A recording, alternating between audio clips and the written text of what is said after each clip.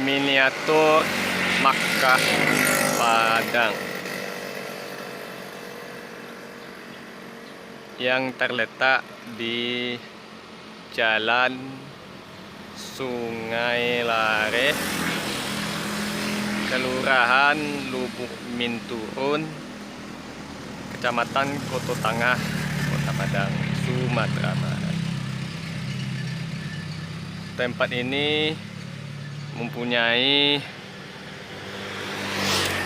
tembok dan pagar yang berwarna putih. Yang di tengah tempat ini terdapat masjid besar dengan menaranya yang berjumlah 3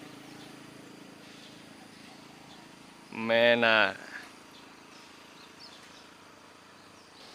Yang di atasnya adalah monumen buku Al-Quran dan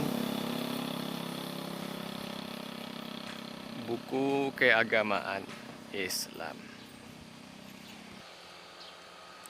Di sini hanya dikhususkan untuk belajar manasik haji yang dimulai dengan ihram sampai tahlul.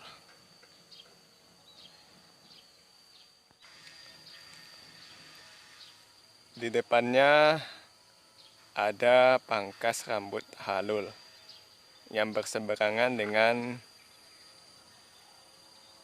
lokasi miniatur Makkah. Di sini dulunya ada tempat tinggal khusus onta, dan kini sudah dijadikan sebagai tempat minum.